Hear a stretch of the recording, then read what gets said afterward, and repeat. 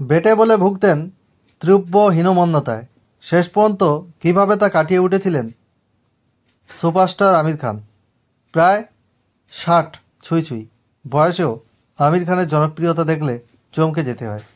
এখনও বলিউডের প্রথম সারির নায়কদের মধ্যে প্রায় প্রথম দিকে থাকার পাশাপাশি বক্স অফিসে আজও তিনি অন্যতম নির্ভরযোগ্য তারকা।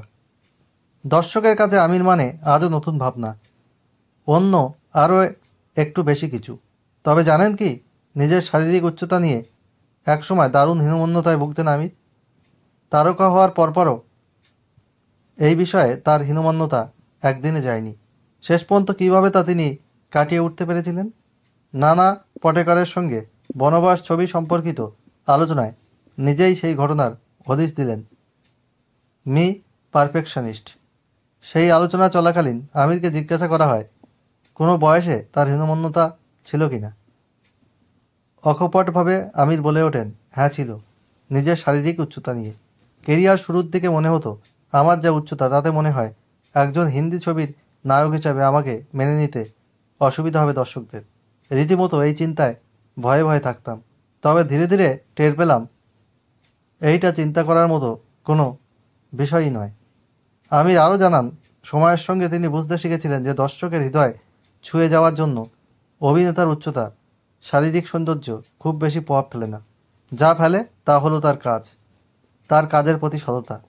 সেসব ছাড়া বাকি সব গুরুত্বহীন। মত আমিরের।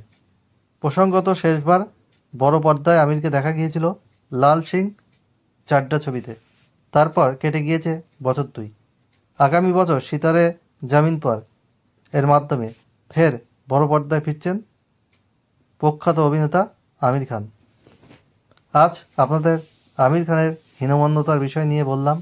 প্রথম দিকে তিনি যে হীনমন্যতায় ভুগতেন তার উচ্চতা কম থাকার জন্যে। আমি আজ আমির খান সম্পর্কে আলোচনা করলাম। এই রকম আলোচনা এই চ্যানেলে করব।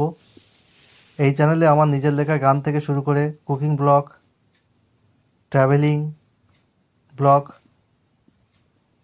বিভিন্ন ধরনের ইনফরমেশান, মুভি রিলেটেড ইনফরমেশান সব কিছুই কিন্তু থাকে। অল ইন ওয়ান এরকম চ্যানেল ইউটিউবে আপনারা কম পাবেন। তাই চ্যানেলটি অবশ্যই সাবস্ক্রাইব করে রাখবেন। ভালো লাগলে ভিডিওটিতে লাইক, কমেন্ট, শেয়ার করে সবাইকে দেখার সুযোগ করে দিন। আজ এখানেই শেষ করছি। আপনারা সবাই ভালো থাকুন, এটাই কাম্য।